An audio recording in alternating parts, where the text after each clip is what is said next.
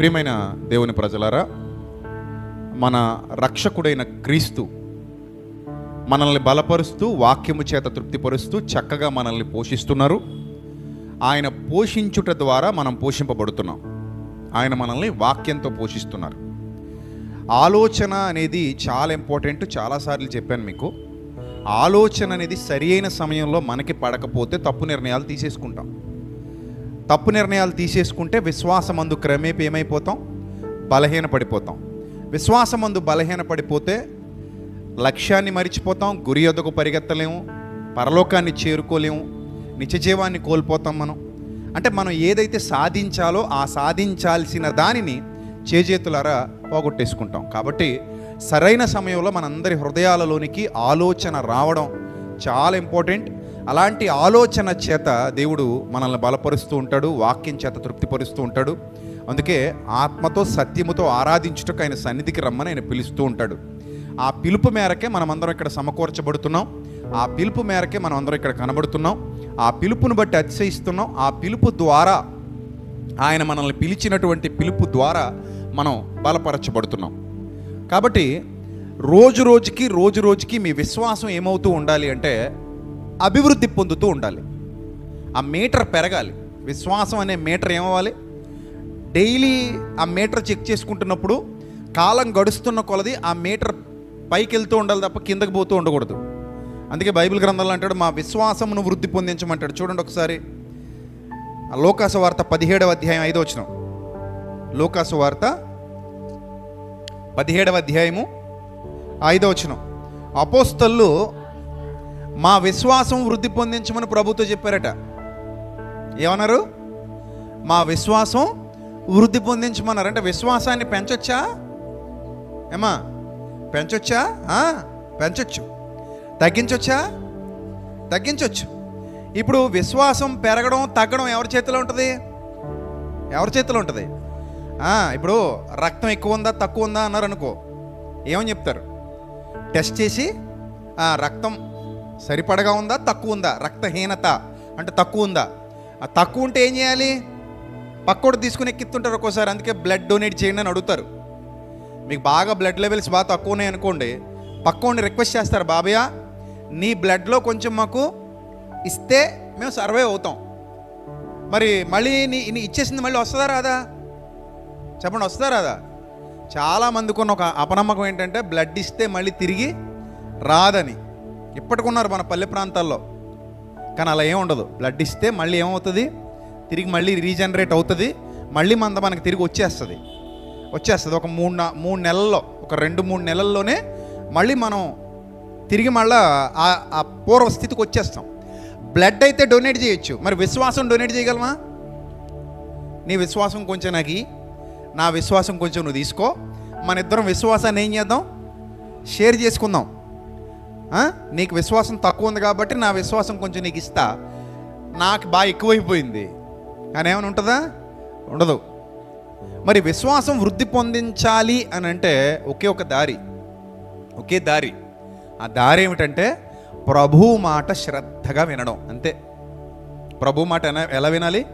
శ్రద్ధగా వినాలి. విశ్వాసం పెరగడానికి ఒక్క సూత్రం, అదొక్కటే. వినుట వలన విశ్వాసము కలుగును. నువ్వు ఎక్కువ వాక్యం వింటే నీకు ఎక్కువ విశ్వాసం వస్తుంది. అసలు సంఘాన్ని సమకూర్చబడమన్నది కూడా, సంఘాన్ని మీట్ అవ్వండి అని చెప్పింది కూడా దేనికోసం అనుకుంటున్నారు? విశ్వాసాన్ని పెంచుకోవడానికి. విశ్వాసం పెరగాలి అంటే భోజనం చేయాలి. మనకు తెలుసు కదా, తిండి కలిగితే కండ కలదోయ్, కండ కలవాడేను మనిషోయ్ అన్నాడు ఈ బాడీకి. తిండి బలాన్ని పెంచుతుంది, శక్తిని పెంచుతుంది. ఇన్ ద సేమ్ సెన్స్ వాక్యాన్ని భుజించిన వాళ్ళకి ఏం పెరుగుతుంది? విశ్వాసం పెరుగుతుంది. అందుకే వినుట వలన విశ్వాసం కలుగును. సంఘాలలో ఖచ్చితంగా ఉండాల్సింది సత్యవాక్యమే. సత్యవాక్యం లేని సంఘమే కాదు. ప్లేట్లన్నీ ఖాళీగా పెట్టుకుని, దబరాలన్నీ ఖాళీగా పెట్టుకుని, గుండుకలన్నీ ఖాళీగా పెట్టుకుని, కుండలన్నీ ఖాళీగా పెట్టుకుని, ఈ రెస్టారెంట్లో ఫుడ్ అదిరిపోద్ది, చాలామంది వస్తారు ఇక్కడికంటే ఖాళీ ప్లేట్లు నాకేసిపోవడానిక? ఏముంది అక్కడ? ఫుడ్ ఉండాలా వద్దా? రెస్టారెంట్ అన్న తర్వాత ఉండాలా వద్దా? ఉండాలిగా. సంఘం అన్నాక కూడా ఏముండాలి? సత్యవాక్యం ఉండాలి. సత్యవాక్యం ఎక్కడ సంపూర్ణంగా లభిస్తుందో అదే దేవుని సంఘం. ఎక్కడ సత్యవాక్యానికి చోట్లేదో, ఎక్కడ సత్యవాక్యం దొరకట్లేదో, ఎక్కడ వాక్యానికి విలువ లేకుండా అక్కర్లేని కథలు, అక్కర్లేని కాలక్షేపాలు, అక్కర్లేని విషయాలు ఎక్కువ కనబడుతున్నాయో అక్కడ సంఘం లేదు. అక్కడ విశ్వాసమందు డెవలప్ అవడం అనేది జరగదు. క్వాలిటీ ఫుడ్ క్వాలిటీ హెల్త్ ఇస్తుంది. క్వాలిటీ ఫుడ్ దొరకని చోట క్వాలిటీ హెల్త్ ఉండదు. అర్థమైందా? సో ఇప్పుడు మా విశ్వాసాన్ని వృద్ధి పొందించమని అడుగుతుంటే ప్రభు ఏమన్నారు చూడండి. ప్రభు, మీరు ఆవగింజంత విశ్వాసము గలవారైతే, ఆవగింజంత అంట. ఆవగింజ ఎంత ఉంటుంది కదా, చాలా చిన్నది. ఆవగింజంత అంటే ఇక్కడ విశ్వాసానికి పోలికలు చెబుతున్నప్పుడు మీ అందరికీ ఒక సీక్రెట్ అర్థం కావాలి. విశ్వాసానికి కూడా తక్కువ ఎక్కువలు ఉంటాయి. విశ్వాసంలో కూడా హెచ్చు తగ్గులు ఉంటాయి. కొందరికి ఎక్కువ ఉంటుంది, కొందరికి తక్కువ ఉంటుంది. అందుకే తక్కువ ఉన్న వాళ్ళని బలహీన విశ్వాసులు అన్నాడు. బాగా ఎక్కువ ఉన్న వాళ్ళని ఏమన్నాడు? బలవంతులైన విశ్వాసులు అన్నాడు. ఈ బలానికి బలహీనతకి తేడా తెలుసుకోవాలి మనం. నీకు నువ్వు తెలుసుకుంటే, నీకు నువ్వు టెస్ట్ చేసుకుంటే అర్థమైపోద్ది. దీన్ని ఎవరు చేయలేరు. ఇప్పుడు మీ ముఖం చూసి మీరు ఏ స్థాయిలో ఉన్నారో మీటర్ నేను చెప్పలేను, నన్ను మీరు చెప్పలేరు. ఈ టెస్ట్ మీకు మీరు చేసుకోవాలి. నీ విశ్వాసం ఏ స్థాయిలో ఉంది, అది ఎంతవరకు ఉంది. దీనికి కొలతలు కొలమానాలు కావాలంటే మళ్ళీ బైబిల్ని అడగాలి. బైబిల్ని ఎలా అడగాలంటే వ్యక్తుల జీవితాలు చూడాలి. వ్యక్తుల జీవితాలు, ఆ వ్యక్తుల జీవితాలు చూస్తే సింపుల్గా మీకు కొన్ని ఉదాహరణలు చెప్తాను. సింపుల్గా అవి ఎలా ఉంటాయంటే, వాక్యం చూసి నమ్మడం, వాక్యం విని నమ్మడం, లేదా దర్శనాన్ని చూసి నమ్మడం, లేదా కళను చూసి నమ్మడం. ఇవేవి కూడా రుజువులు కావు. అంటే ఇంకా వాళ్ళు అనుకున్నది కళ్ళ ముందుకి రాలేదు. ఒక దర్శనం వచ్చింది, ఒక కళ వచ్చింది, లేదా వాక్యం వినబడింది, ప్రవచనం వినబడింది. ఇవి వినేసిన తర్వాత అది నిలబడింది, చచ్చిపోకుండా నిలబడింది అంటే కారణం విశ్వాసం. ఇప్పుడు విత్తనం నాటుతాం, మట్టిలో విత్తనం నాటుతాం. నాటిన విత్తనం ఫలిస్తోంది చక్కగా అంటే అర్థం ఏమిటి? దానికి కావాల్సిన వాటర్ అందుతోంది, దానికి కావాల్సిన సూర్యరశ్మి అందుతోంది, దానిలో సత్తు ఉంది. ఆ మట్టిలో దానికి వచ్చిన సపోర్ట్ వల్ల తొందరగా అది గ్రో అయిపోయింది. అది అలా పెరుగుతూ పెరుగుతూ పెరుగుతూ మంచి మొక్కగా, ఏపుగా, ఇక చివరికి మహావృక్షంగా మారిపోయింది. అలాగే దేవుని మాట ప్రవచనం రూపంలో లభించింది అనుకుందాం. పాత నిబంధన నుంచి మీరు క్యాల్కులేట్ చేసుకోండి. కొంతమంది భక్తులకు ప్రవచనాల రూపంలో లభించింది, కొంతమంది భక్తులకేమో దర్శనాల రూపంలో లభించింది, కొంతమంది భక్తులకి కళల రూపంలో లభించింది, కళలు వచ్చాయి వాళ్ళకి. మరి కొంతమందికి నేరుగా భక్తులు వాక్యం చెప్పారు. ఆ వాక్యం విని వాళ్ళు నిరీక్షణ కలిగి జీవించడం మొదలుపెట్టారు. ఇలాగా విత్తనాలు అందరిలో పడ్డాయి. పడినటువంటి విత్తనాలు కొంతమందిలో మొలకెత్తాయి, కొంతమందిలో చచ్చిపోయాయి. కొంతమందిలో ఏమయ్యాయి? చచ్చిపోయాయి. అలా చచ్చిపోవడానికి గల కారణం ఏంటంటే వాళ్ళకి విశ్వాసం అనే సారం లేదు. విశ్వాసం అనే సారం లభించిన చోట వృద్ధి కలుగుతుంది. అది లోపల నీ అంతరంగంలో జరిగే ప్రక్రియ. దీన్ని ఎవ్వడూ నీకు రుజువు చూపించలేడు. ఉదాహరణకి అబ్రహాము ఉన్నాడు.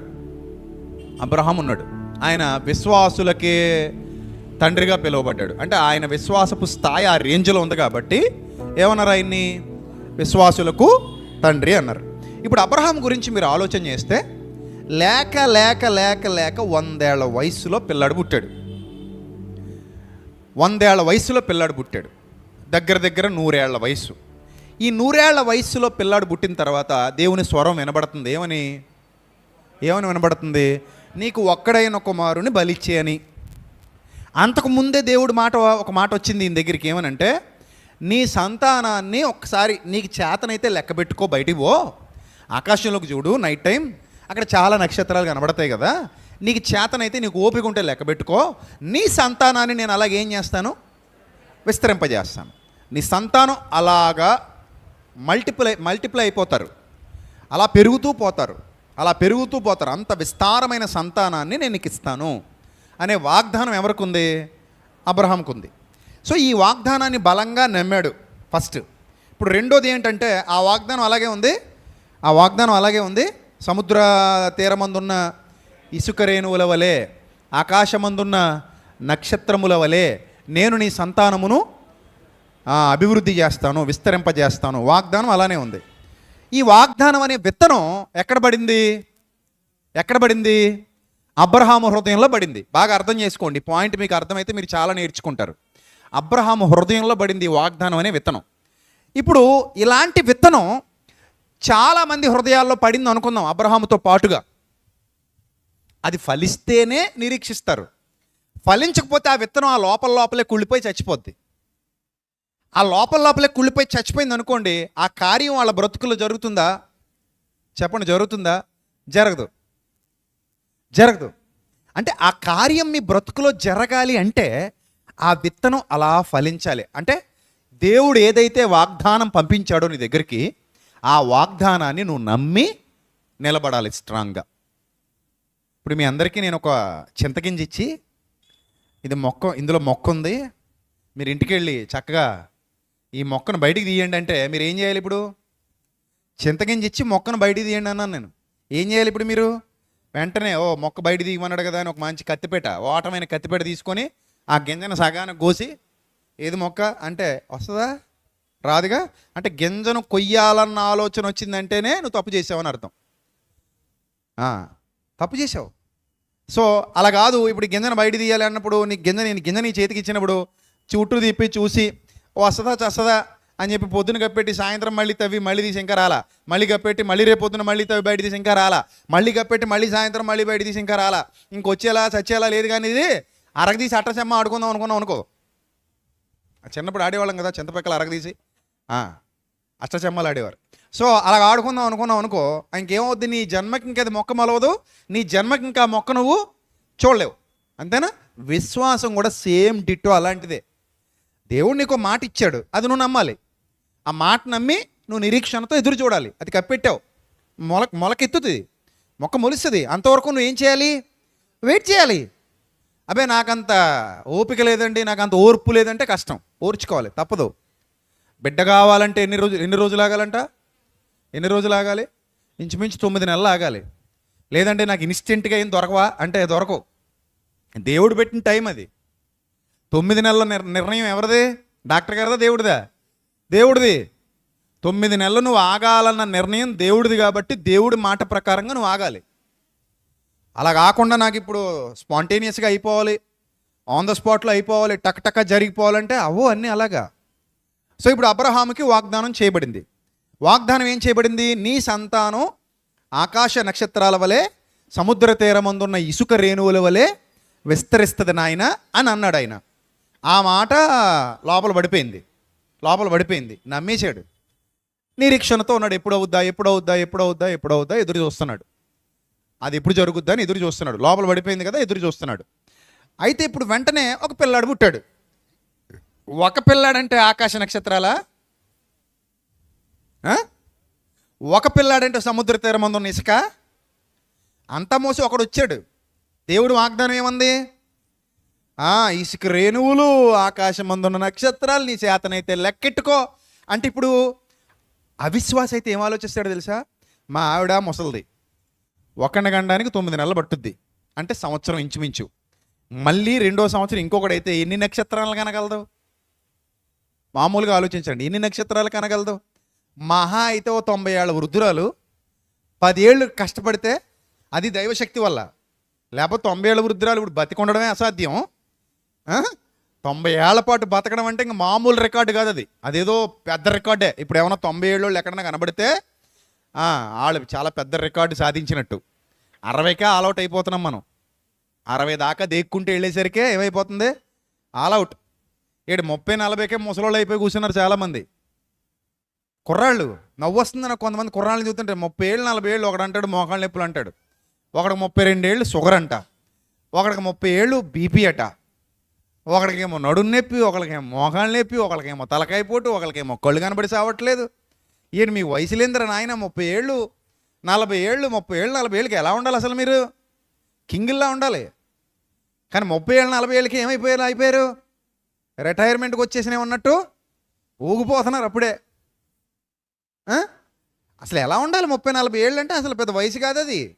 ఇంకా యంగ్స్టర్సే మీరు. మీరు ముసలాళ్ళు ఎప్పుడు అవుతారంటే 60 దాటాక అవుతారు. 60 దాటాక చెప్పండి నేను ముసలిదాన్నని, 60 దాటాక చెప్పండి నేను ముసలాడినని. అప్పటిదాకా చెప్పకండి. అప్పటిదాకా మీరు కుర్రాళ్లే. అర్థమైందా? అలా ఉండాలంటే మరి ఏం చేయాలి? ఏం చేయాలి? పునాది గట్టిగా వేసుకోవాలి. పునాది గట్టిగా వేసుకోవాలి, స్ట్రాంగ్గా ఉండాలి. తిండి ఏంటి, యాక్టివిటీస్ ఏంటి, బ్రెయిన్ లోపల ఆలోచన విధానం ఏంటి, అన్నీ కూడా యాక్టివ్గా ఉండాలి, కొంచెం దృఢంగా ఉండాలి, శక్తి కలిగి ఉండాలి, బలం కలిగి ఉండాలి కదా. సో ఇప్పుడు అబ్రహాం గారు అలాగ ఆలోచిస్తే 90 ఏళ్ల వయసులో 10 మందిని కంటే ఆకాశ నక్షత్రాలా? మరి 100 మందిని కంటే పోనీ ఆకాశ నక్షత్రాలా? 100 వేసుకోండి. ఇస్సాకులు 100 మంది పుట్టారు అనుకుందాం. శారాకి ఎంతమంది? 100 మంది. 100 మంది ఇస్సాకులు పుడితే ఆకాశ నక్షత్రాలా? పోనీ 1000 మంది పుట్టారు అనుకుందామండి. అనుకుందాం, ఊహకే కదా. 1000 మంది పుట్టారు అనుకుందాం ఒక శారాకి. ఆకాశ నక్షత్రాలా? సముద్ర తీరమందల ఇసుక అది కాదు కదా. ఎవ్వడైనా నమ్ముతాడా?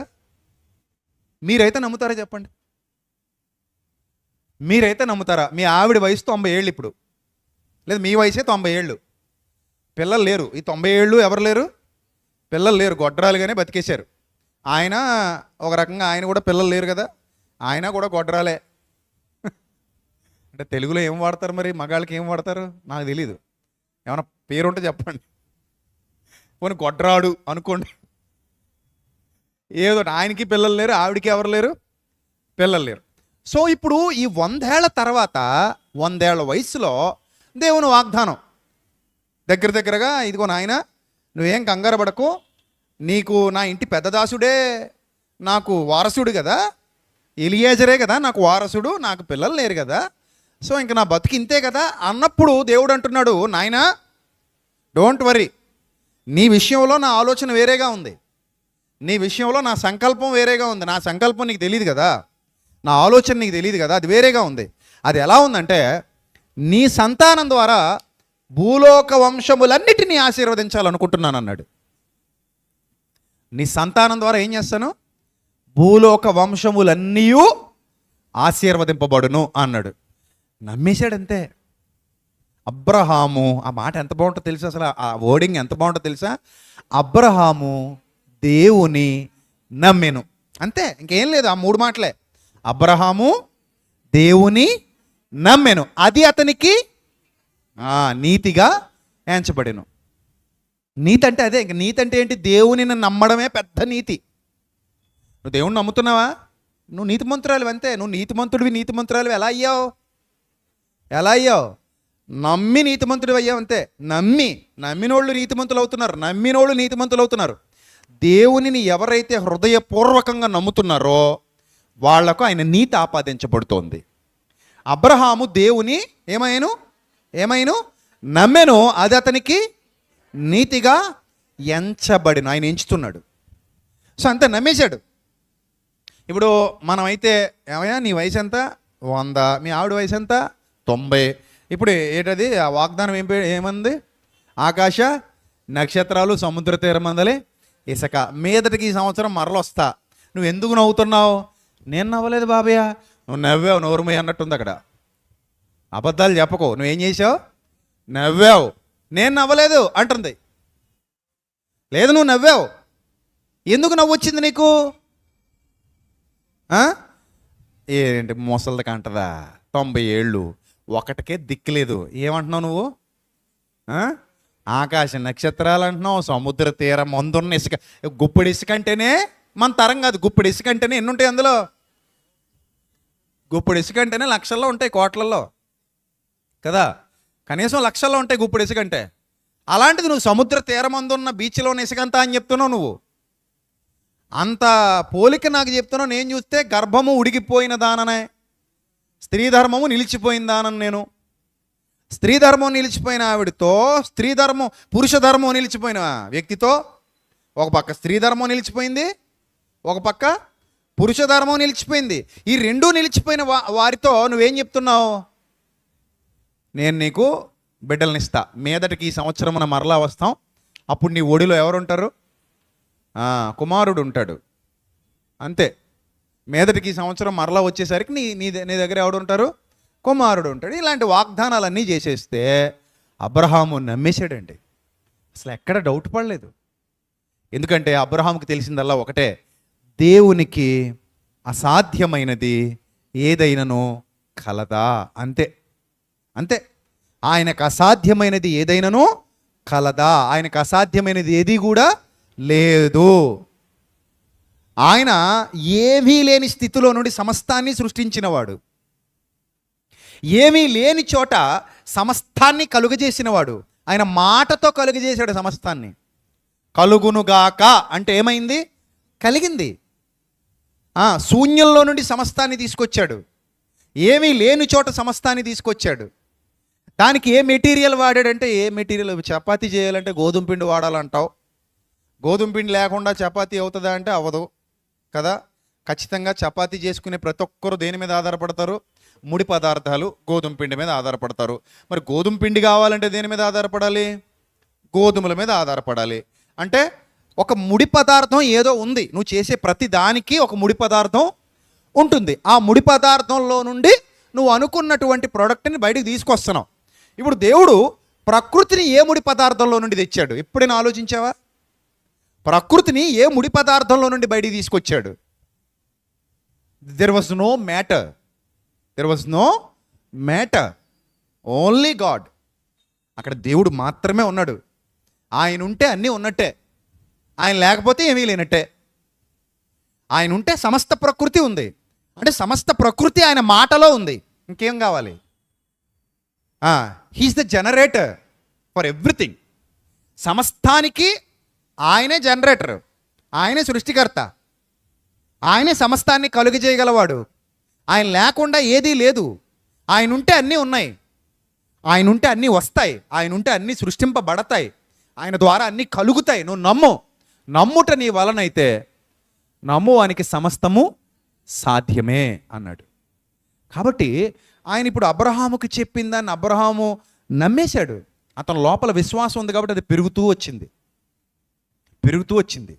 ఎంతగా పెరిగిందంటే అది, అబ్రహమా, నీ ఒక్కడై ఉన్న నీ కుమారుణ్ణి నాకు బలిచేయి, నీ భార్యకు కూడా చెప్పకు, తీసుకొచ్చేయి, బలిచేయి అన్న స్వరం వినబడగానే గాడిద గంత కట్టుకుని బయలుదేరిపోయాడు తప్ప, ఆ పనోళ్ళను కూడా అక్కడే నిలబడమన్నాడు తప్ప, భార్యకు కూడా ఒక్క మాట చెప్పకుండా తీసుకెళ్ళిపోయాడు పర్వతం మీదకి. తీసుకెళ్ళిపోయి ఇక ఏం ఆలోచించట్లేదు, మారు మాట లేదు, కత్తి తీసి వేసేయబోతున్నాడు అంతే. కత్తి ఎత్తేసాడు.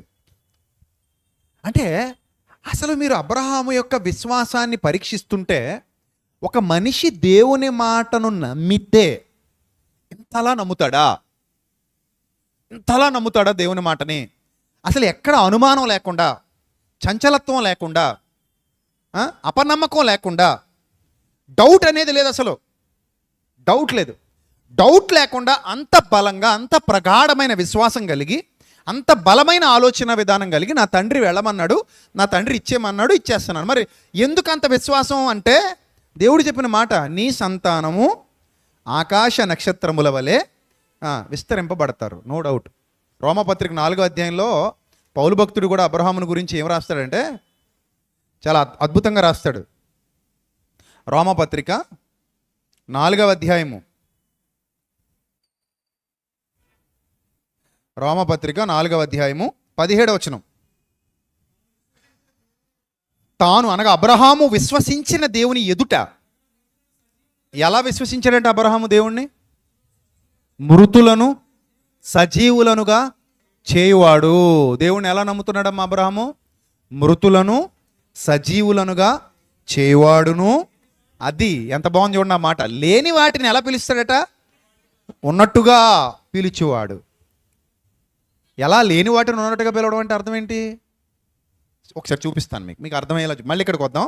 ఒకసారి ఆదికాండం 1వ అధ్యాయం. లేని వాటిని ఉన్నట్టుగా పిలిచేవాడు అనేది మనసులో పెట్టుకోండి. లేని వాటిని ఎలా పిలిచేవాడు? ఉన్నట్టుగా పిలిచేవాడు. ఆదికాండం 1వ అధ్యాయం 6వ వచనం ఒకసారి చదవండి. మరియు దేవుడు ఏది మనసులో పెట్టి చదవమన్నాను? లేని వాటిని ఉన్నట్టుగా పిలిచేవాడు. ఆ దృష్టిలో పెట్టుకుని ఈ వచనం చదవండి, మీకు క్లియర్గా మ్యాప్ అంతా కనబడుద్ది, కరెక్ట్గా అర్థం అవుద్ది. చదవండి.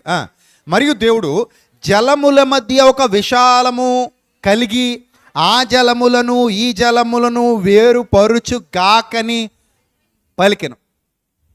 అప్పటికి ఎలా ఉంది? విశాలం ఉందా? ఉందా? లేదు కదా, లేదు. పలికెను, పలుకగానే లేనిది ఉన్నదిగా మారింది. పాయింట్ అర్థమైందా? అప్పటివరకు లేదు అక్కడ, ఎలాగా అప్పటివరకు ఆ పరిస్థితి లేదు అక్కడ. కానీ ఆయన పిలువగానే ఆ ప్రకారమాయను అని ఉంది చూడండి అక్కడ. ఆ ప్రకారమాయను, 8వ వచనం ఫస్ట్ లైన్, ఆ ప్రకారమాయను. చూసారా? తర్వాత 9వ వచనం, దేవుడు ఆకాశము క్రిందనున్న జలములు ఒకచోటనే కూర్చబడి ఆరిన నేల కనబడునుగాక అని పలుకగా ఆ ప్రకారమాయను. ఆయన ఏది పలికితే ఆ ప్రకారం అవుతుందమ్మా. ఆయన ఏది పలికితే ఆ ప్రకారం అవుతుంది. దీన్ని బట్టి మనకేమర్థమైంది? లేని వాటిని ఉన్నట్టుగా పిలుస్తున్నాడు ఆయన. లేవు అక్కడ, వాస్తవానికి లేవు, ఏమీ లేవు అక్కడ. ఏమీ లేని స్థితిలో ఆయన పిలుస్తుంటే వస్తున్నాయి. ఆయన పిలుస్తుంటే అక్కడ అవి వస్తున్నాయి. That is the power of God. అది దేవుడు అంటే. మనకి దేవుడు అలా అర్థం అవ్వాలి. దేవుడు అంటే అలా అర్థం అవ్వాలి. ఆయన పిలిస్తే ఏమీ లేని చోట కూడా వస్తుంది. ఏది కావాలంటే అది వస్తుంది. ఆయన పిలిస్తే లేని వాటిని ఉన్నట్టుగా పిలవగలిగే సామర్థ్యంతో పిలుస్తాడు. ఆ ఎబిలిటీ మానవులకు లేదు, కానీ ఎవరికి ఉంది? దేవుడికి ఉంది. ఇప్పుడు రోమాపత్రిక 4వ అధ్యాయం. అబ్రహాముకున్న విశ్వాసం చూడండి. మరి మిమ్మల్ని మీరు పరీక్షించుకొని ఇంటికి వెళ్ళిన తర్వాత నా రేంజ్ ఎంత అని. ఇప్పుడు నీ హిమోగ్లోబిన్ స్థాయి చూసుకుంటావు అప్పుడప్పుడు. ఎంత ఉందో, ఎంత ఉంటుంది, ఎంత ఉండాలి? లేడీస్కి ఎంత ఉండాలి లెవెల్? 12 అంతేనా? లేడీస్కి 12, మగాళ్ళకి ఎంత? 14 అంతేనా? ఈ 14కి తక్కువ వచ్చింది అనుకోండి మగాళ్ళకి, నీ హిమోగ్లోబిన్ స్థాయి ఏమవుతున్నట్టు? తగ్గుతున్నట్టు. రక్తహీనత అంటే నీకు ఇంకా రక్తం కావాలి, ఆ స్థాయి పెరగాలని అర్థం. ఆడవాళ్ళకి 12 కంటే తక్కువ అయిపోతుంది అనుకోండి, అది నీకున్న రక్తహీనత. కొంతమంది 8, 7 కలిగి ఉంటారు. చాలా ప్రమాదం. మొన్న ఎవరో ఒక ఆవిడ చెప్తుంది, ఎంతమ్మా నీ హిమోగ్లోబిన్ అంటే 7 అంటుంది. 7 అంటే చాలా కష్టం, పెరగాలి అది. కొంతమందికి ఇంకా లెవెల్ తగ్గిపోతుంటుంది. తగ్గిపోతే చాలా ప్రమాదం. అందుకే స్థాయి పెరగాలి. అంటే ఇప్పుడు రక్తహీనత ఎంత ప్రమాదమో, భక్తిహీనత అంతకంటే ప్రమాదం, విశ్వాసహీనత అంతకంటే ప్రమాదం. మీకు ఏ హీనత ఉండకూడదు? ఏ హీనత ఉండకూడదు? విశ్వాసహీనత ఉండకూడదు. అది ఇంకా ఉండే కొలది అలా అలా అలా అలా అయిపోవాలి. ఇంకో విషయం చెప్పనా, మగాళ్ళకి బాగా ఎక్కువైపోయినా ప్రమాదమే. హిమోగ్లోబిన్ స్థాయి ఒక రేంజ్ ఉంటుంది, రేంజ్ దాటకూడదు. 17 అనుకుంటా లాస్ట్, అంతేనా? 14 to 6, 17, 18 అది తెలీదా? 17, 18 మొన్న చూశాను, నాకు ఐడియా లేదు. నాకు 16 ఉంది. 16.4, 3 ఏదో చూశాను నాకు, నా హిమోగ్లోబిన్ లెవెల్. సో అది బార్డర్ ఎంత అంటే 17 అనుకుంటా, I think. If I'm wrong తర్వాత కరెక్ట్ చేయండి. 17. లేడీస్కి కూడా అంతే, ఒక స్టేజ్ ఉంటుంది. అది దాటిపోతే మళ్ళీ అది కూడా రిస్కే. మనకి ఎక్కువైపోయిన ప్రమాదమే, మరీ తక్కువైపోయినా ప్రమాదమే. బార్డర్ ఉంటుంది. 17 అనుకుంటాను, నాకు తెలిసి 17 అనుకుంటాను. నాకైతే 16 చిల్లర ఉంది మొన్న మధ్య ఎప్పుడు చేయించుకున్నప్పుడు. సో అది బాగా పైకి పోయినా ప్రమాదమే, మరీ కిందకు వచ్చేసినా ప్రమాదమే. కానీ విశ్వాసంలో అలా ఉండదు. విశ్వాసానికి లోయర్ లెక్కలు ఉంటాయి, అప్పర్ లెక్కలు ఉండవు. నీ విశ్వాసం ఎంత పైకి పోయినా అది నీకు మంచిదే. తగ్గితే ప్రమాదం, పెరిగే కొలది అది నీకు ఉపయోగం. పాయింట్ అర్థమైందా? నీ విశ్వాసం ఎంత పెరిగితే అంత మంచిది నీకు. ఎంతైనా పెంచుకో, ఎంతైనా పెంచుకో, అది ఎంత పెరిగిపోయినా మంచిదే. ఇప్పుడు అబ్రహాము స్థాయి, ఎంత స్థాయి నీకు ఉందా లేదా చెక్ చేసుకో అంతే. అబ్రహాం స్థాయి ఏంటి? చూడు చదువు. లేని వాటిని ఉన్నట్టుగా పిలిచేవాడు, దేవుని ఎదుట అతడు మనందరికీ ఏమై ఉన్నాడట? తండ్రి. దేవుని ఎదుట మనందరికీ తండ్రి. అదేదో రామ్ గోపాల్ ఇంటర్వ్యూలో అనుకుంటాను, ఒక డైలాగ్ చెప్తాడు, if you are bad I'm your dad అంటాడు. నువ్వు బాగా చెడ్డడు అయితే నేను ఎవరినట? నీకు తండ్రి లాంటి ఉండని. అంటే if you are bad I'm your dad అట. అదొక చెడ్డ స్లోగన్, సమాజంలో వినిపించే ఒక చెడ్డ స్లోగన్. ఇప్పుడు అబ్రహాం గారి డైలాగ్ కూడా సేమ్ అలాంటిదే, కానీ ఆ వెర్షన్లో ఉండదు. అబ్రహాం గారి డైలాగ్ ఏంటంటే, నువ్వు విశ్వాసివి అయితే, అంటే నువ్వు విశ్వాసంలో ఒక స్థాయికి వెళ్ళిపోతే నేను నీకు బాబుని అంటున్నాడు ఆయన. అంటే నువ్వు విశ్వాసంలో బాగా అప్పర్ స్టేజ్లో ఉన్నానండి అని ఒకవేళ అబ్రహాం గారి ముందుకెళ్ళి చెప్తే, అబ్రహాం గారు అంటాడు, నాయన నువ్వు విశ్వాసంలో నీ స్థాయి ఆ రేంజ్ అయితే నేను మీ నాన్నను గుర్తెట్టుకో అంటాడు. అంటే ఆయనది నీకంటే అప్పర్ అనమాట, నీకంటే గొప్ప స్థాయి, నీకంటే గొప్ప రేంజ్. ఆ స్థాయిలో ఆయన ఉన్నాడని నీకు చెప్తున్నాడు. అందుకే ఇక్కడ దేవుడు కూడా ఆయన చెప్పట్లేదు, దేవుడే చెప్తున్నాడు. ఏమని చెప్తున్నాడు చదవండి. దేవుని ఎదుట అతడు మనకందరికీ ఏమై ఉన్నాడు? తండ్రి అయి ఉన్నాడు. ఇందును గూర్చి నిన్ను అనేక జనములకు తండ్రిగా నియమించి తినని వ్రాయబడి ఉన్నది. చూడండి, తండ్రిగా అంటే అర్థం ఏంటి? దేనికి తండ్రి? విశ్వాసానికి. అంతే. తండ్రి అంటే భౌతికంగా కాదు, విశ్వాసులకు తండ్రి. విశ్వాసులు అంటే కేవలం ఇశ్రాయేలీలు కాదు. పాత నిబంధనలో కొన్ని రెఫరెన్సెస్ ఉంటాయి. నేను మిమ్మల్ని ఎన్నుకున్నాను, మీరు మా జనాంగం, నా స్వకీయ జనాంగం, నా స్వకీయ సంపాద్యం, మీరు నా పిల్లలు, నా వారసులు, ఇవన్నీ చూసి ఇప్పటికీ మూర్ఖులు కొంతమంది సోషల్ మీడియాలో మన వీడియోల క్రింద కామెంట్లు పెడుతుంటారు. నేను చెప్పిన విషయాల క్రింద ఏమనంటే, అన్నయ్య మీరు ఇశ్రాయేలీలను ఎందుకు తక్కువ చేసి మాట్లాడుతున్నారు? ఇశ్రాయేలీలు అంటే ఎవరు అనుకుంటున్నారు మీరు? వాళ్ళు సెపరేట్, వాళ్ళు ఎన్నుకొనబడ్డారు, వాళ్ళు మామూలు వాళ్ళు కాదు. వాళ్ళు అంత గొప్పోళ్ళు ఇంత గొప్పోళ్ళు, వీళ్ళు పిచ్చోళ్ళు. కాకపోతే ఇంకా వాళ్ళకి మారు మనసారు అలా. ఇశ్రాయేలీలు అంటే నువ్వు ఎలా తీసుకుంటావు? వాళ్ళని ఏ కొలతల్లో తీసుకుంటావు? ఇశ్రాయేలీలు ఎప్పుడూ ఒకళ్ళే ఉండరు. ఇశ్రాయేలీలు తరానికి ఏమవుతుంటారు? మారుతుంటారు. ఇప్పుడు ఈ తరం మారు మనసు పొందకుండా చచ్చింది. ఇంక వీళ్ళు ప్రత్యేకింపబడిన వాళ్ళేనా నీ దృష్టిలో? పుట్టేవాళ్ళు పుడుతున్నారు, చచ్చేవాళ్ళు చేస్తున్నారు. ఇప్పుడు ఈ తరంలో ఎవడో మారు మనసు పొందాల, ఈ తరంలో ఎవరో క్రీస్తుని అంగీకరించాలి, వాళ్ళందరూ చచ్చిపోయారు. ఇప్పుడు వాళ్ళ ప్రత్యేకింపబడిన వాళ్ళు అంటావా? ఇప్పుడు వాళ్ళు ఎక్కడికి వెళ్తారు చెప్పు నువ్వు నాకు? ఇప్పుడు క్రీస్తుని అంగీకరించకుండా ద్వేషించి, తిట్టి, దూషించి చచ్చిపోయారు ఇశ్రాయేలీలు ఈ తరంలో. పోయారు, అందరూ పోయారు. ఎక్కడ పోయారు ఇప్పుడు వాళ్ళు? పరలోకం పోయారా? అసలు కామన్ సెన్స్ లేదు కొంతమందికి. ఎవరైనా మారితేనే దేవుని సంతానం. మారు మనసు పొంది పాపాన్ని విడిచిపెట్టి రక్షణలో అడుగు పెడితేనే ఎవరి పిల్లలుగా ఎంచబడతారు? దేవుని పిల్లలుగా, అబ్రహాం సంతానంగా ఎంచబడతారు. వాళ్ళు ఇశ్రాయేలీలే అవ్వక్కర్లేదు, ఏ జనాంగమైనా పర్లేదు. ఆ క్వాలిటీ కనబడాలి దేవుడికి, అంతే. ఆ క్వాలిటీ కనబడాలి. ఇశ్రాయేలీలు అయినంత మాత్రాన మారు మనసు లేకపోతే పరలోకం ఇచ్చేస్తాడా? ఇశ్రాయేలీలు అయినంత మాత్రాన క్రీస్తు లేకుండా దేవుని సన్నిధికి వెళ్ళిపోగలరా? ఇశ్రాయేలీలు అయినంత మాత్రాన ప్రభువును రక్షకుడిగా అంగీకరించకుండా, మారు మనసు బాప్తిస్మం పొందకుండా, వాళ్ళు పాపక్షమాపణ పొందకుండా నిత్యజీవానికి వెళ్ళిపోతారా? అవ్వదు. అయినా ఇప్పుడు యూదుడని, గ్రీసు దేశస్థుడని ఏ భేదము లేదు. ఇశ్రాయేలీయుడని చెప్పుకోవడానికి అవకాశం ఏమీ లేదు.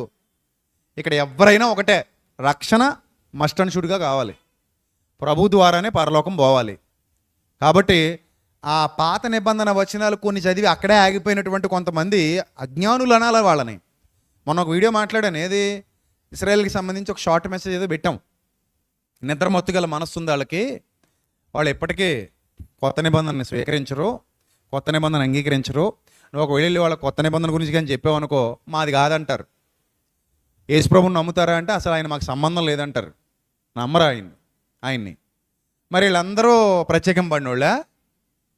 వీళ్ళందరూ ఏర్పరచబడిన వాళ్ళ? వీళ్ళందరూ సెపరేట్ పీపులా? అరే ఎప్పటికి మారుతారు మన వాళ్ళు? నాకు అర్థం కావట్లా. ఏదో ఇశ్రాయేలీలు అంటే దేవుళ్ళలాగా, వాళ్ళే అసలైన దేవుని పిల్లలు అన్నట్టు, వాళ్ళు మాత్రమే దేవుని చేత ఎన్నుకొనబడిన వారు అన్నట్టు. క్రీస్తు ఎవరి కొరకైతే ప్రాణం ఇచ్చాడో, ఎవరు క్రీస్తునందు శుద్ధీకరింపబడ్డారో వాళ్ళందరూ దేవుని పిల్లలే, వాళ్ళందరూ దేవుని ఏర్పాటులో ఉన్నవాళ్లే, వాళ్ళందరూ రక్షణకు అర్హులే. ఇక్కడ యూదుడని, గ్రీసు దేశస్థుడని ఏ భేదము లేదు. దేవుడు జెండర్ని, వంశాలని, క్వాలిటీ ఏమీ చూడు. దేవుడు చూసేది హృదయాన్ని చూస్తాడు. ఏ హృదయం సెలెక్ట్ అయితే ఆ హృదయం ఆయన బిడ్డ. ఎందరు దేవుని ఆత్మచేత నడిపింపబడుదురో వారందరూ దేవుని కుమారులై ఉందురు. నువ్వు ఏ జాతి అయినా పర్లేదు, ఏ దేశం అయినా పర్లేదు, నువ్వు ఎక్కడున్నా పర్లేదు, నువ్వు ఆడైనా మగైనా ఎవరైనా సరే, ఎందరూ దేవుని ఆత్మచేత నడిపింపబడుదురో, ఎవరిలో అయితే పరిశుద్ధాత్ముడు ఉన్నాడో వాళ్ళందరూ దేవుని పిల్లలు. ఇప్పుడు ఇశ్రాయేలీడై ఉండి దురాత్ముడు ఉంటే లోపల పరలోకం పోతాడా? ఇది ఎంత మూఢత్వం అంటే, ఎంత మూర్ఖత్వం అంటే, ఏదో జెండర్ని బట్టి, ఏదో వాళ్ళ వంశాన్ని బట్టి, వాళ్ళ యూదులు కదండి, వాళ్ళ సెపరేట్ అండి అంటే యూదులకి ఏదో స్పెషల్ డోర్ ఉంటుందా? యూదులకి ఏమైనా స్పెషలా? విఐపి టికెట్ ఉంటుందా? మన వాళ్ళు ఇప్పుడు కొంతమంది దొంగలు పెట్టినట్టు విఐపి టికెట్లు ఏమైనా ఉంటాయా? కొన్ని చర్చెస్లో ఇప్పటికీ విఐపి కుర్చీలు ఉంటాయి తెలుసా? స్పెషల్గా టోకెన్ రాయించుకోవాలి దానికోసం. కొన్ని సభల్లో విఐపి సీట్లు ఉంటాయి, స్పెషల్గా టోకెన్ రాయించుకోవాలి మీరు దానికి. సో అలాగా దేవుడు కూడా విఐపి టికెట్లు మెయింటైన్ చేస్తాడు అనుకుంటున్నారా? అలాంటివి ఏమి ఉండవు. నువ్వు విశ్వాసివైతే నువ్వు కూడా అబ్రహాము కుమారుడివే. ఎతడును అబ్రహాము కుమారుడే అన్నాడు. ఎవరిని? ఎవరిని? ట్యాక్స్ కలెక్టర్, భయంకరుడు, దుర్మార్గుడు, అందరి చేత ద్వేషింపబడుతున్నవాడు, దూషింపబడుతున్నవాడు జక్కయ్య. ఇతడు కూడా అబ్రహాము కుమారుడే, నో డౌట్ అన్నాడు. అంతే, అతను కూడా తీసుకొచ్చేసాడు. అది నువ్వు ఎవ్వరైనా ఆయనకి అనవసరం. నువ్వు మనిషివి, నీకు హృదయం ఉంది, నిన్ను దేవుడు ప్రేమిస్తున్నాడు, పిలుస్తున్నాడు. పిలుపుకు లోబడిన ప్రతి ఒక్కరూ దేవుని పిల్లలే. పిలుపుకు విధేయత చూపించిన ప్రతి ఒక్కరూ దేవుని సంతానమే. ఇందులో స్త్రీ అని, పురుషుడని, సితియనుడని, యూదుడని ఏ భేదమూ లేదు, ఏ భేదం లేదు. సో కాబట్టి ఇక్కడ అబ్రహాము యూదులకు మాత్రమే తండ్రా, విశ్వాసులందరికీ తండ్రా? ఇప్పుడు విశ్వాసులంటే యూదులు మాత్రమేనా, మనం కూడానా? మళ్ళీ విశ్వాసుల్లో మనకి యూదులకి ఏమైనా ఉంటాయా? విఐపి సీట్లు ఉంటాయా? ఉండవు, ఉండవు. యూదుడివైనా యూదేతరుడివైనా ఎవరివైనా రక్షణ సంకల్పంలోకి వస్తే ఆ రక్షణ సంకల్పంలోని పరిస్థితిని బట్టి నీకు పరలోకాన్ని వారసత్వంగా ఇస్తాడు తప్ప నీ వంశం, నీ బ్లడ్, నీ కులం, నీ మతం, నీ జాతి ఇవన్నీ ప్రభువు చోటు. అవన్నీ ప్రభువుకు అవసరం లేదు. కాబట్టి ఇశ్రాయేలీలు మనకంటే గొప్పోళ్ళు అనే మూఢ విశ్వాసంలో నుంచి క్రైస్తవ్యం ముందు బయటికి రావాలి. ఆ మూఢత్వంలో నుంచి క్రైస్తవ్యం బయటికి రావాలి. ఎప్పటికీ అదే మూఢత్వంలో ఉన్నారు. అయ్య బాబు వీళ్ళు యూదులండి, యూదులైతే కొంచెం మా తల మీద చెయ్యండి బాబు యూదులు గారు అన్నట్టుంది. యూదులైతే ఏమైనా సెపరేటా? ఏమీ లేదు. ఒకప్పుడు వారు ఎన్నుకొనబడిన వారు. క్రీస్తు వచ్చిన తర్వాత అవన్నీ ఏం చేశాడు? కత్తిరించేశాడు. క్రీస్తు వచ్చిన తర్వాత యూదుడివైనా గ్రీసు దేశస్థుడివైనా ఎవరివైనా సరే క్రీస్తు ద్వారానే రక్షణ, క్రీస్తు ద్వారానే పరలోకం. క్రీస్తు లేకుండా రక్షణ లేదు, క్రీస్తు లేకుండా పరలోకం లేదు. నువ్వు ఎవరివైనా సరే, ఎవరివైనా సరే, ఇది ప్రతి ఒక్కరికి అర్థం కావాలి. సో ఇప్పుడు అబ్రహాము అనేక జనములకు అబ్రహాముని ఎలా నియమించాడంట? తండ్రిగా నియమించను అని వ్రాయబడి ఉన్నది. ఇప్పుడు 18వ వచనం, నీ సంతానము ఇలాగు ఉండునని చెప్పిన దానిని బట్టి తాననేక జనములకు తండ్రి అగునట్లు, ఆ మాట అండర్లైన్ చేసుకోండి, నిరీక్షణకు ఆధారమే లేనప్పుడు అతడు నిరీక్షణ కలిగి నమ్మెను. ఏమి లేనప్పుడంట? అసలు ఆధారమే లేదు. ఇంతకీ జరిగిందా అండి? అబ్రహాముకి చేసిన వాగ్దానం నెరవేరిందా? నెరవేరిందా? ఎలా నెరవేరింది? ఎలా నెరవేరింది? ఎవరి ద్వారా నెరవేరింది? యేసు ద్వారా నెరవేరింది, యేసు ప్రభు ద్వారా నెరవేరింది. ఇప్పుడు క్రీస్తు ద్వారా పిల్లలైన వాళ్ళందరూ ఎవరికి సంతానంగా పిలువబడుతున్నారు?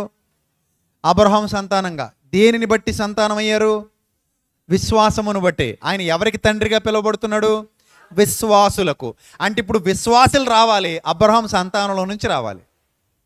ఈ విశ్వాసులు, అబ్రహాం సంతానం నుండి వచ్చిన విశ్వాసులందరూ ఎవరికి పిల్లలైపోతారు? అబ్రహాముకు పిల్లలైపోతారు. ఇదే ఆయనకి ఇవ్వబడినటువంటి వాగ్దానం. ఇస్సాకును బట్టి కాదు ఆ వాగ్దానం, క్రీస్తుని బట్టి. గలతీ పత్రిక చూడండి ఒకసారి, గలతీ పత్రిక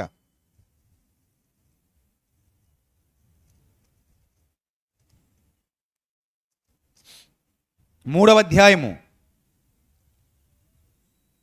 గలతీ పత్రిక 3వ అధ్యాయము 16 నుంచి చదువుదాం.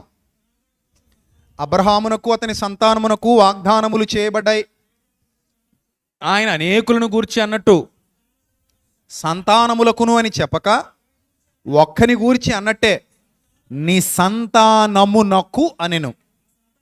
ఆ సంతానం ఎవరట? క్రీస్తు. ఇప్పుడు లెక్కేయండి.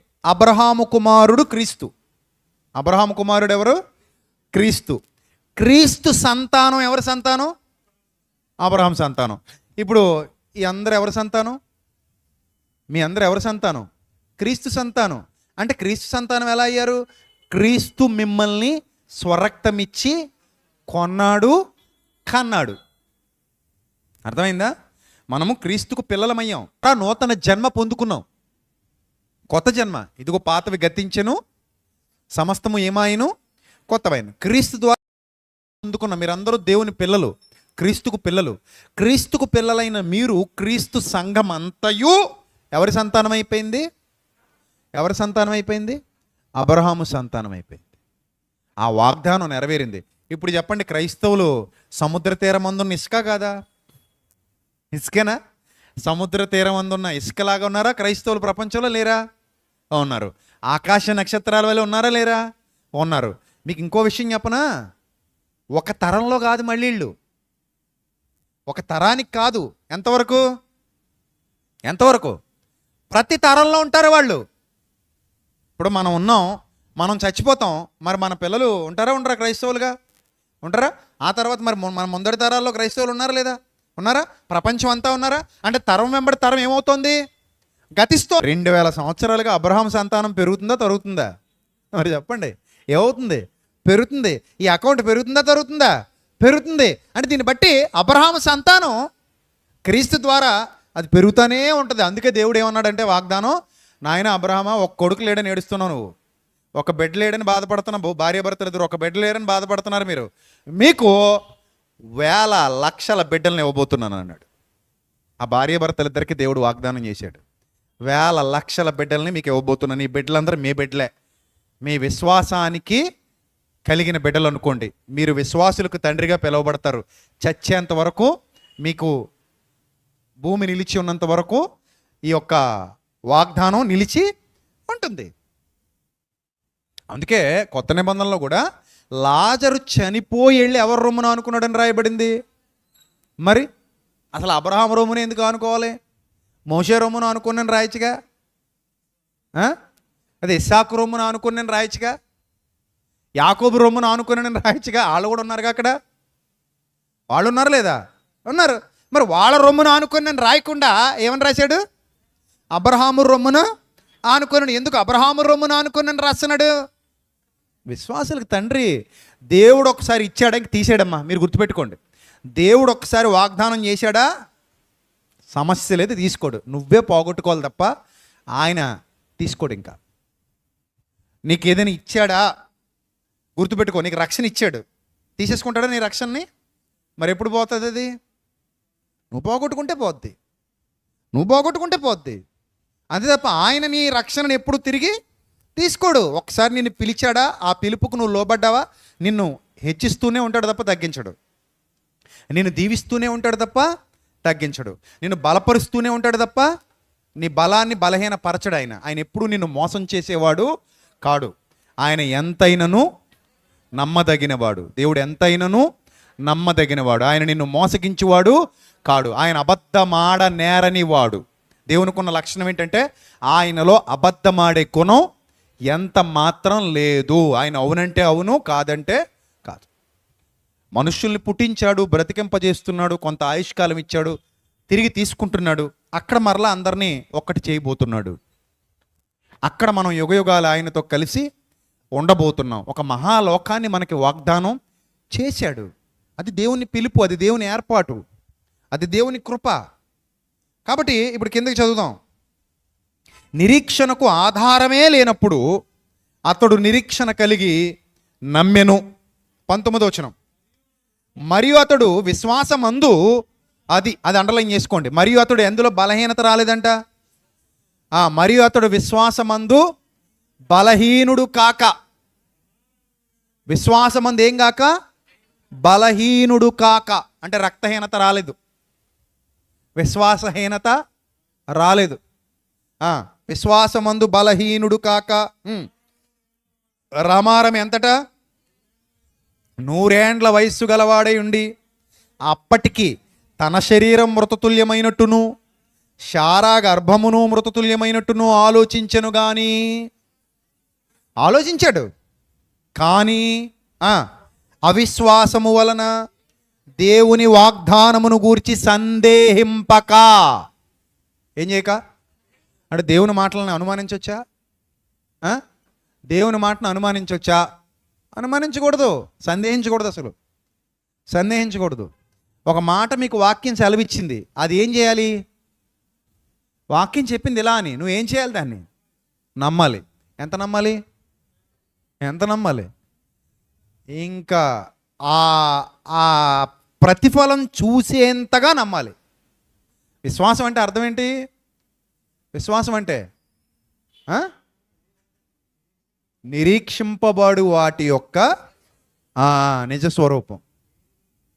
అర్థమైందా? విశ్వాసం అంటే అర్థం ఏంటి? అదృశ్యమైనవి ఉన్నాయి అనడానికి నీ దగ్గర నా దగ్గర ఉన్న రుజువు అది విశ్వాసం. ఇప్పుడు మీ విశ్వాసం ఏ స్థాయిలో ఉండాలంటే, ఒక ఎగ్జాంపుల్ చెప్తాను. ఇప్పుడు వాళ్ళ నాన్నగారు చనిపోయారు, గండేజ్ గారు.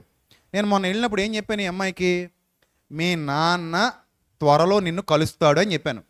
ఇప్పుడు నమ్ముతున్నావా లేదా? నేను నమ్మను బాబోయ్ అన్నావు అనుకో, విశ్వాసం అవుతావా? ఏమవుతావు? అవిశ్వాసం అవుతావు. నమ్మాలి. నువ్వు నమ్ము, ఒకరోజు దేవుని మహిమ చూస్తావు. మీ చెల్లెమ్మని చూస్తావు, మీ నాన్నని చూస్తావు, రాజుగారు వాళ్ళ అబ్బాయిని చూస్తాం, వాళ్ళ నాన్నగారిని చూస్తాం, ఇంకెవరు నానిగారిని చూస్తాం, ఇంకెవరు లోవరాజుని చూస్తాం, శ్రీని చూస్తాం, ఇంకా చాలామంది వెళ్ళిపోయారు కదా, వాళ్ళందరినీ చూస్తాం. ఇది మన విశ్వాసం.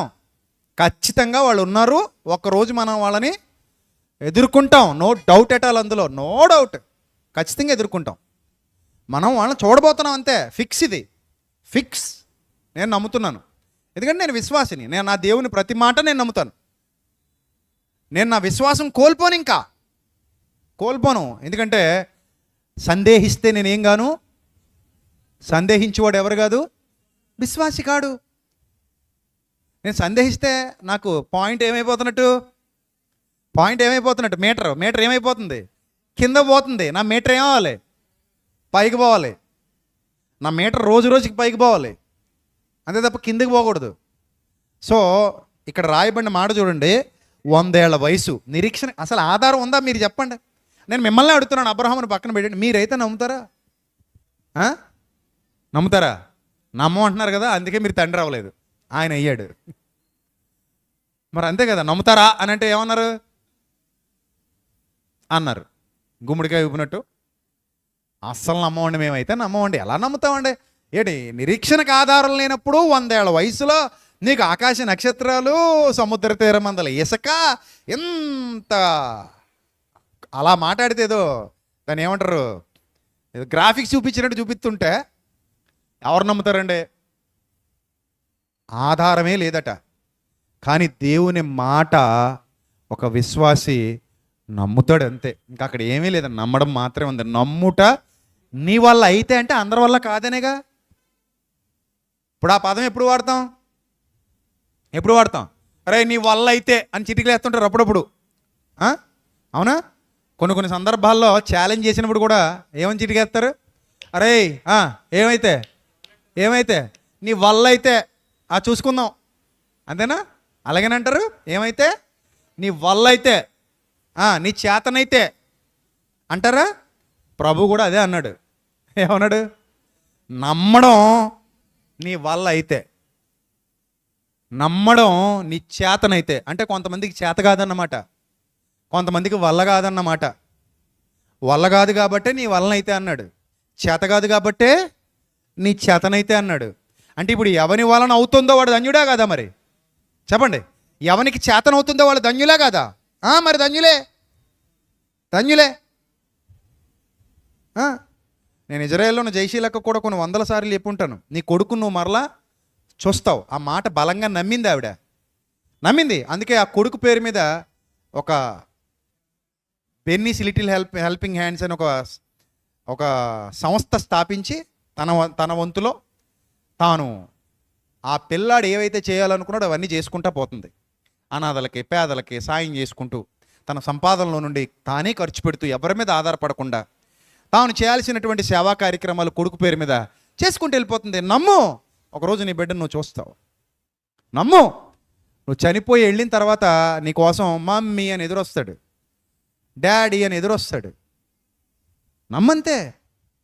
అది జరగబోతోంది, అది నిజం, అది నిజం. అది 100% కూడా కాదు, 100% నిజం. అది దేవుని మాట, మనిషి మాట కాదు. ఇది నువ్వు నమ్మంతే, నమ్ము. ఇప్పుడు అబ్రహాము నమ్మాడా లేదా? నమ్మాను, అది అలాగే ఉంది అక్కడ చూడండి. అస్సలు సందేహమే లేదట. అవిశ్వాసము వలన దేవుని వాగ్దానమును గూర్చి సందేహింపక, దేవుని వాగ్దానమును గూర్చి ఏమవక, సందేహింపక. నమ్మడం మన వంతైతే నమ్మువానికి సమస్తము సాధ్యమే. ఆ నమ్మకంలో తేడా లేకుండా చూసుకోండి అంతే.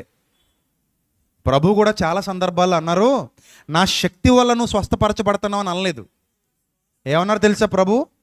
కొన్ని వందల సార్లు అదే మాట ఆయన నోటి వెంట వచ్చింది, నీ విశ్వాసము నిన్ను. అసలు ఏంటండి అసలు?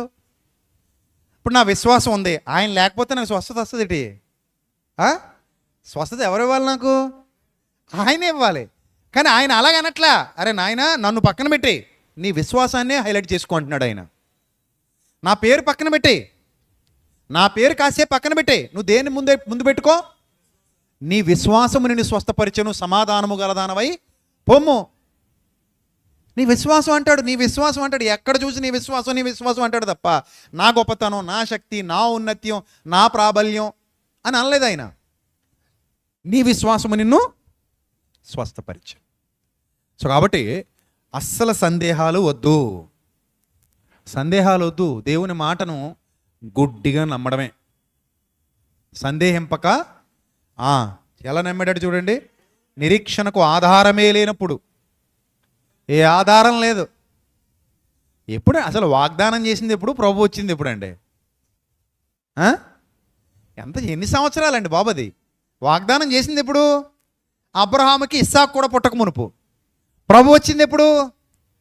దాదాపు అక్కడి నుంచో 2000 సంవత్సరాల తర్వాత. అక్కడి నుంచి సుమారుగా లెక్కలేసుకున్న అప్రాక్సిమేట్లీ 2000 ఏళ్ళు ఆ తర్వాత ప్రభు వచ్చాడు. ఆ తర్వాత విశ్వాసులు ప్రారంభమయ్యారు. వీళ్ళందరూ ఎవరు పిల్లలు అనబడ్డారు? పరదేశంలో సీట్లో కూర్చొని అలా చూస్తున్నాడు అంతే. పరదేశంలో సీట్లో కూర్చొని చూస్తున్నాడు. ఆల్రెడీ నమ్మేశాడు. ఆల్రెడీ దాని ఏమంటారు, ఆ రుచిని ఆస్వాదించేశాడు. ఆ సంతృప్తిని ఫీల్ అయిపోయాడు, పొందేశాడు. ఉన్న వాటిని లేని వాటిని ఉన్నట్టుగా పిలిచివాడు. నిరీక్షణకు ఆధారం లేనప్పుడే నిరీక్షణ కలిగి ఈయన దానిని నమ్మాడు. రైట్, తర్వాత చదువు. అందుచేత దేవుని వాగ్దానమును గూర్చి సందేహింపక, దేవుని మహిమపరిచి ఆయన వాగ్దానము చేసిన దానిని నెరవేర్చుటకు సమర్థుడని. ఎలా విశ్వసించి? ఎలాగమ్మా? గట్టి చెప్పండి మీ నోటితో. ఎలాగా? రూఢిగా విశ్వసించి. ఎలా విశ్వసించి? రూఢిగా విశ్వసించి. విశ్వాసము వలన విశ్వాసం ఏమిస్తుంది? బలం ఇస్తుంది. హార్లిక్స్ బూస్ట్ కాదు, విశ్వాసం ఏమిస్తుంది? బలం ఇస్తుంది. విశ్వాసం వలన కూడా బలం పొందుతామా? అయ్యో, మీకు నిజంగా ఆ మీటర్ పెరిగితే తెలుస్తుంది. మీటర్ లోగా ఉన్నప్పుడు తెలీదు. మీటర్ లోగా ఉందనుకోండి తెలీదు, యాక్టివ్గా ఉండలేరు. ఇప్పుడు హిమోగ్లోబిన్ లెవెల్ బాగా తక్కువ ఉందనుకోండి, యాక్టివ్గా ఉంటారా మీరు? ఉంటారా? ఉండరు. అదే బాగా పెరిగిందనుకోండి, మీకు తెలియకుండానే మీ లోపల నుంచి ఏమొచ్చేస్తుంది? యాక్టివ్నెస్ వస్తుంది. అందుకే చూడండి, ముఖం కూడా పాలిపోయి ఫేడ్ కలర్ వచ్చేది. డాక్టర్లు కూడా ఏం పెద్ద పరీక్షలు ఎక్కలు ఎలా అంటాడు, ఎలాగానే ఏం చూస్తాడు? కన్ను ఇలా లాగి కిందకి ఆ కన్ను చూస్తాడు. తర్వాత 4 బయట పెట్టమంటాడు, 4 చూస్తాడు. చెప్పేస్తాడు ఆయన అనుభవజ్ఞుడైతే. ఇంక టెస్ట్ అక్కర్లేదు, ఏమక్కర్లేదు, చెప్పేస్తాడు. అమ్మా నీకేం హీనత ఉంది, రక్తహీనత ఉందమ్మా, అందుకే నువ్వు ఇలా తగలడ్డావు, కలర్ కూడా ఫేడ్ కలర్ వచ్చేసింది, కొంచెం అది ఏమవ్వాలి, ఇంప్రూవ్ అవ్వాలమ్మా, కొంచెం పెరగాలమ్మా అంటాడు. అలాగే మన బ్రతుకు చూసి కూడా చెప్పేయచ్చు. నువ్వు విశ్వాసివా అవిశ్వాసివా నీకే తెలిసిపోద్ది, ఎవరో చెప్పక్కర్లా, నీకు తెలిసిపోద్ది. అది నీ మైండ్ చెప్పేస్తుంది. బాగా బలహీనంగా ఉన్నావు అనుకో, ప్రతిదానికి డౌటే. కొంతమందికి చూడండి, దేవుడు ఉన్నాడు అంటారని అంటున్నాడు ఒక ఆయన. లేడర్ ఆయన నీ హృదయంలో లేడర్ నన్ను, అంతే. దేవుడు లేడు, ఎక్కడ లేడు, నీ హృదయంలో లేడు. అది నువ్వు చెప్పింది రైటే, దేవుడు లేడు. దేవుడు ఉన్నాడా బ్రదర్? లేడు, దేవుడు లేడు అసలు. అదేంటంటే అంత మాట అనేసరి నిజమే, దేవుడు లేడు. ఎక్కడ లేడు? నీ హృదయంలో లేడు, అంతే. ఆయన ఉన్నాడు కానీ ఎక్కడ లేడు? నీ హృదయంలో లేడు. అందుకే నువ్వేమని అడిగావు? దేవుడు ఉన్నాడు అంటారా బ్రదర్? లేడు. సో కొంతమంది వాళ్ళు ఏంటో ఇంకంతే, ఫేడ్ వచ్చేసింది, వాళ్ళకి కలర్ మారిపోయింది, ఆ విశ్వాస స్థాయి తగ్గిపోయింది. సో మన విశ్వాసం ఎలా ఉండాలో ఒక్కసారి ఆలోచించుకోండి మీరందరూ కూడా ఈ రాత్రి. ఎంచబడెను, ఎలా ఎంచబడెను?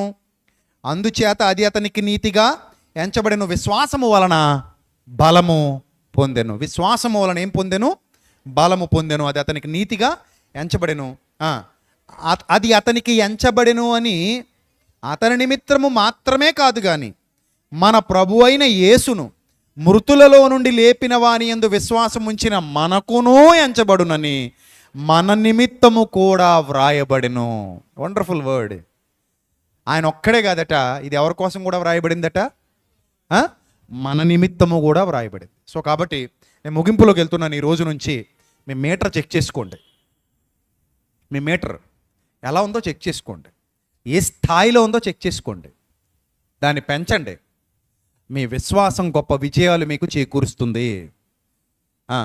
నీ విశ్వాసమే నిన్ను స్వస్థపరుస్తుంది, నీ విశ్వాసమే నీకు శక్తినిస్తుంది, నీ విశ్వాసమే నిన్ను బలపరుస్తుంది, నీ విశ్వాసమే నిన్ను వృద్ధి పొందిస్తుంది, నీ విశ్వాసమే నువ్వు ఎక్కలేనంత ఎత్తైన కొండపైకి నిన్ను ఎక్కిస్తుంది, నీ విశ్వాసమే నువ్వు సాధించలేవు అనుకున్న విజయాలను కూడా నీ ద్వారా సాధింపజేస్తుంది, నీ విశ్వాసం నిన్ను పరలోకం వరకు నడిపిస్తుంది, నీ విశ్వాసం నిన్ను శోధనలన్నిటినీ గెలిపించేలా చేస్తుంది, నీ విశ్వాసం నీకు సమృద్ధిని అనుగ్రహిస్తుంది, నీ విశ్వాసం నీలో నీకే తెలియని శక్తిని మేలుకొల్పుతుంది, నీ విశ్వాసము ద్వారా గొప్ప కార్యములు జరిగించబడునుగాక. జరిగించబడతాయి, బడి తీరతాయి. అంత గొప్ప విశ్వాసాన్ని మనం ఎన్నాళ్ళు ఏం చేస్తున్నాం? విస్మరిస్తున్నాం, తక్కువగా చేస్తున్నాం, తక్కువగా చూస్తున్నాం. ఒక్కసారి లోపల విశ్వాసపు స్థాయి పెరిగిందా నీ ప్రభావం ఎలా ఉంటుందో నువ్వు చూస్తావు. అందుకే ప్రభు అన్నాడు, నీ విశ్వాసమే నిన్ను స్వస్థపరిచింది, నీ విశ్వాసమే నీకు జయమిచ్చింది, నీ విశ్వాసమే నీకు శక్తినిచ్చింది. ఇప్పుడు ఏం పెరగాలి చెప్పండి? విటమిన్స్ పెరగాల, మినరల్స్ పెరగాల, విశ్వాసం పెరగాల? ఆత్మకైతే విశ్వాసమే పెరగాలి, ఆత్మీయంగా అయితే ఏం పెరగాలి? విశ్వాసం పెరగాలి. మరి ఏంటి దారి? వృద్ధి పొందించు ప్రభు అంటే వృద్ధి అయిపోద్దా? ఆవగింజ అంత ఉంటేనే అంత గొప్ప ఎనర్జీ వచ్చేస్తుంటే, గుమ్మడికాయ అంత ఉంటే మనలో మనమాట. ఆవగింజ అంత ఉంటేనే అన్ని గొప్ప కార్యాలు జరిగిపోతుంటే, ఆవగింజ అంతకే గుమ్మడికాయ అంత ఉంటే అయ్య బాబో ఇంకేమైనా ఉందా? సో ఆ విశ్వాసం ఎలా పెరుగుతుంది అంటే ఒకే ఒక దారి. ఏంటా దారి? వినుట వల్ల విశ్వాసం కలుగుతుంది. ఇప్పుడు ఈరోజు ఈ ప్రసంగం విన్నారు కదా, మీకు ఒక కొత్త ఎనర్జీ వచ్చి ఉంటుంది. ప్రసంగం పూర్తయ్యేసరికి వచ్చిందా రాలేదా? No doubt. అమ్మయ్యా అనిపిస్తుంది మనసుకి, ఒక శక్తి వచ్చినట్టు ఉంటుంది ప్రసంగం విన్న తర్వాత. అది దైవాత్మ, అంతే. ఆత్మశక్తి అలానే ఉంటుంది. పరిశుద్ధాత్ముడు ఆత్మతో సత్యముతో ఆరాధించే క్రమంలో దేవుని వాక్యం మనతో మాట్లాడుతూ ఉంటే మనకి ఎక్కడా లేని ఎనర్జీ వచ్చేది, ఎక్కడా లేని బలం వచ్చేది. నా దేవుడు నాకు ఉన్నాడు చాలు అనిపించేస్తుంది. నాకు ఈ లోకంలో నాతో ఎవరు లేకపోయినా పర్లేదు, నాతో ఎవరున్నారు? నా తండ్రి ఉన్నాడు చాలు, నా దేవుడు ఉన్నాడు చాలు, నా ప్రభువు ఉన్నాడు చాలు అని అనిపిస్తుంది. ఆ శక్తి, ఆ బలం ఎక్కడి నుంచి వస్తాయంటే మన లోపల నుండి ఉత్పత్తి అయ్యే విశ్వాసం. ఆ విశ్వాసానికి ఆధారం దేవుని మాట, దేవుని వాక్యం. అందుకే వినుట వలన విశ్వాసము కలుగును. నిజంగా విశ్వాసం లోపల వృద్ధి పొందితే చచ్చిపోవాలన్న ఆలోచనలు అసలు రావు. బతకాలన్న ఆలోచనలు వస్తాయి, బతికించాలన్న ఆలోచనలు వస్తాయి. నా ద్వారా ఇంకా అనేక మందిని బతికింపజేయబోతున్నాను అన్న భావన కలుగుతుంది. ఆ భావన కలుగుతుంది. అలాగే ఇంక నాకు ఎప్పటికీ తగ్గదు బాబోయ్ అన్న ఆలోచన రాదు. ఇది త్వరలోనే తీసివేయబడబోతుంది. త్వరలో నేను ఇంకా మరింత ఆరోగ్యవంతుడిగా దేవుని పనిలో వాడబడబోతున్నాను, మరింత ఆరోగ్యవంతురాలిగా దేవుని పనిలో వాడబడబోతున్నాను, మరింత గొప్ప జీవితం నా కళ్ళ ముందు ఉంది, మరింత గొప్ప జీవితాన్ని నేను నా కళ్ళతో చూడబోతున్నాను. ఇది శాశ్వతం కాదు. ఒక విశ్వాసి ఎప్పుడు అంటాడు, ఈ పరిస్థితి శాశ్వతం కాదు, ఈ పరిస్థితి కొంతకాలం మాత్రమే. ఇది ఎవరి నోట్లోంచి వచ్చే మాట? ఒక విశ్వాసి నోట్లో నుంచి వచ్చే మాట. ఈ పరిస్థితి శాశ్వతం కాదు, ఇది కొంతకాలం మాత్రమే. త్వరలో ఒక గొప్ప అద్భుతాన్ని నేను చూడబోతున్నాను, త్వరలో ఒక గొప్ప జీవితాన్ని నేను చూడబోతున్నాను, త్వరలో ఒక గొప్ప ఆనందాన్ని నేను పొందబోతున్నాను, ఒక గొప్ప సంతోషానికి నేను వారసుని వారసురాల్ని కాబోతున్నాను. ఒక విశ్వాసి నోట్లో నుంచి ఇలాంటి మాటలు వస్తాయి. అవిశ్వాసి అంతా అయిపోయింది అంటాడు. విశ్వాసి ఏమంటాడో తెలుసా? ఇప్పుడే మొదలైంది, ఇక్కడ నుంచి మొదలైంది అంటాడు. యోబు అంతా అయిపోయింది అన్నాడా, ఇక్కడి నుంచి మొదలవుతుంది అన్నాడా? చూసారా? శోధింపబడిన మీదట నేను ఎలా మారుతాను? సువర్ణంగా మారుతాను. ఇక్కడ నుంచి మొదలవుతుంది, ఇంకేం అయిపోలేదన్నాడు విశ్వాసిగా. అవిశ్వాసే చెప్తాడు అంతా అయిపోయిందని. మొద్దులో నుండి కూడా ఏమొస్తుంది? చిగురు వస్తుంది. అది విశ్వాసి లక్షణం. అది విశ్వాసి లక్షణం. బొగ్గులో నుండి కూడా వజ్రం వస్తుంది. అది విశ్వాసి చూసే దృష్టికోణం. విశ్వాసి దృష్టికోణం అలా ఉంటుంది. బొగ్గులో నుండి కూడా ఏమొస్తుంది? వజ్రం వస్తుంది. లోకం బొగ్గును మాత్రమే చూడగలదు, విశ్వాసి అందులో ఉన్న వజ్రాన్ని చూడగలడు. లోకం గొంగళ పురుగును మాత్రమే చూడగలదు, విశ్వాసి అందులో ఉన్న సీతాకు ఒక చిలుకను చూస్తాడు, ఆ ఎగిరే లక్షణాన్ని చూస్తాడు.